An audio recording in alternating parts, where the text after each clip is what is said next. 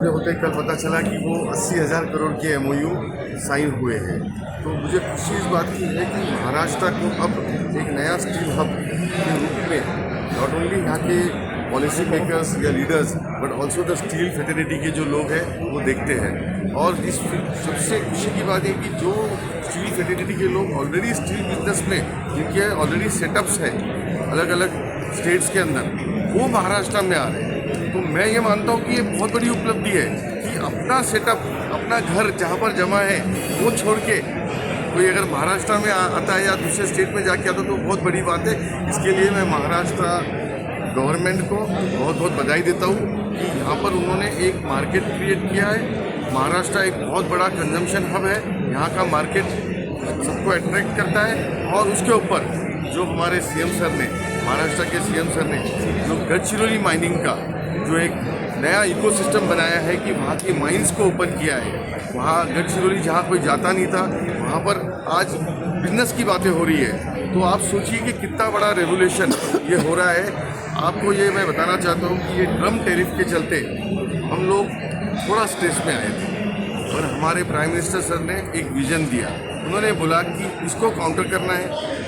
दोनों हम सब एक साथ एक मंच पे आए और एक विजन लेके चले। तो उन्होंने ये कहा कि क्या हम 50 मिलियन टन स्टील, जो आज 8 मिलियन टन हम एक्सपोर्ट करते हैं, क्या हम 50 मिलियन टन स्टील आने वाले 3 साल में एक्सपोर्ट कर सकते हैं। जब इंडस्ट्री से ये बात हुई तो इंडस्ट्री ने अपने प्रश्न रखे।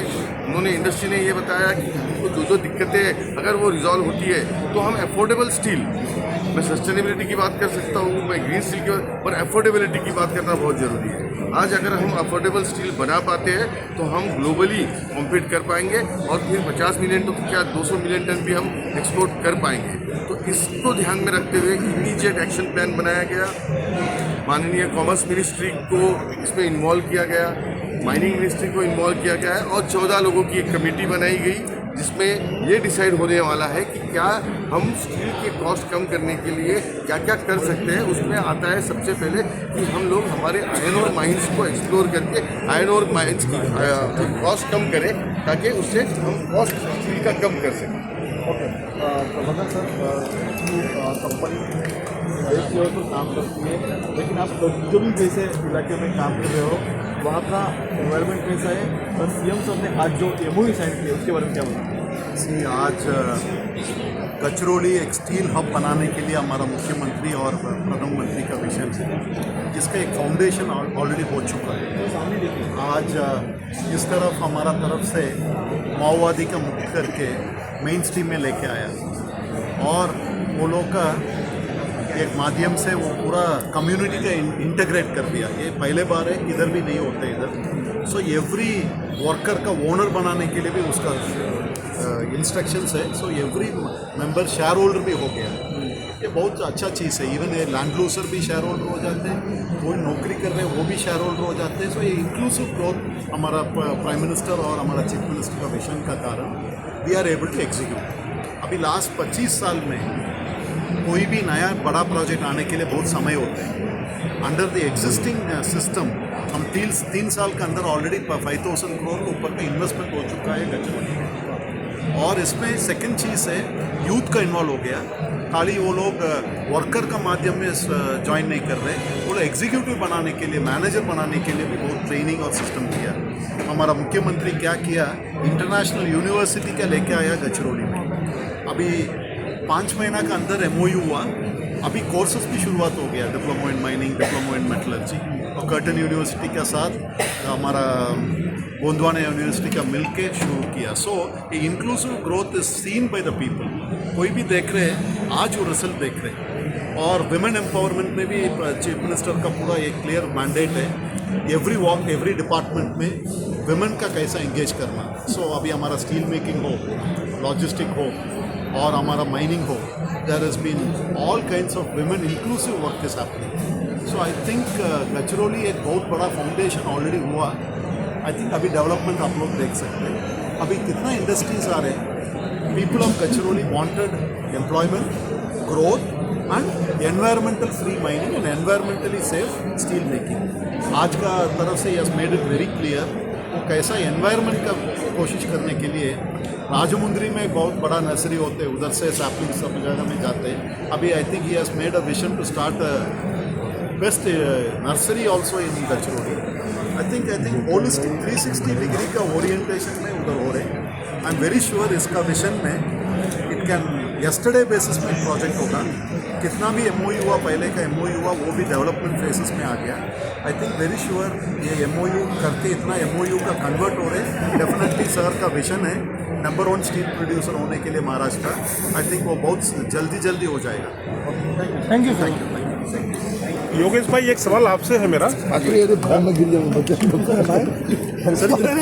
जी, आपका जो ये आईफा है, ये किस तरह से जो आज का इतना बड़ा इवेंट हुआ है और गवर्नमेंट का जो स्टील अथॉरिटी है उसके साथ किस तरह से कनेक्ट हुआ आपका और किस तरह से इतना अच्छा इवेंट करने में कामयाब हुआ?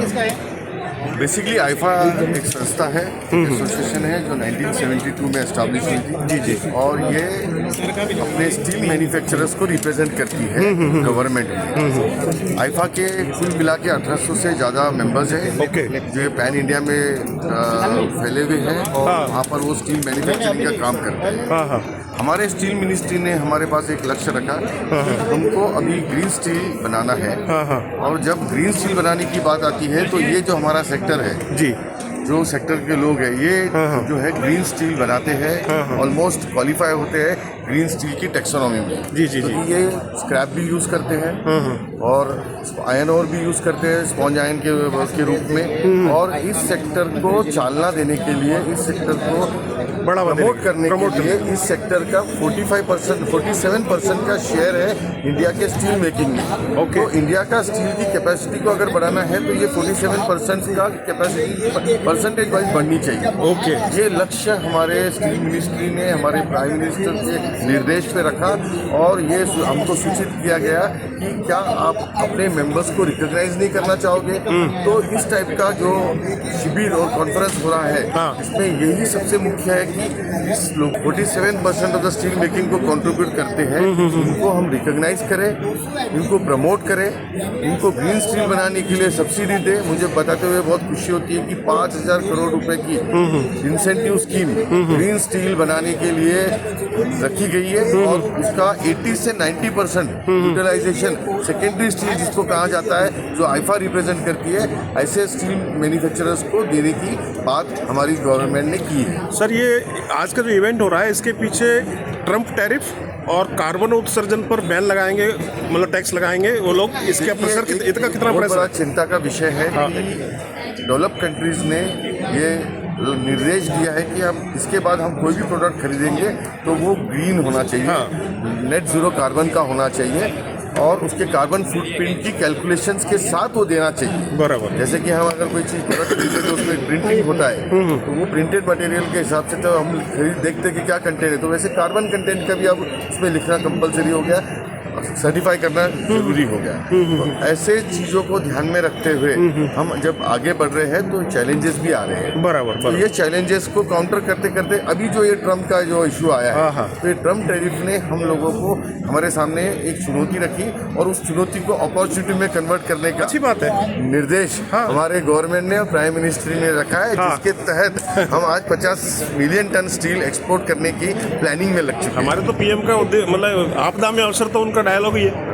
अच्छा सर, शॉर्ट में अगर last question, takeaways, what is the takeaways of this event today? 2-3-4 points में takeaway is only one, level playing field for all the steel sector, all the steel manufacturer, based on the BIS standard, based on the green taxonomy.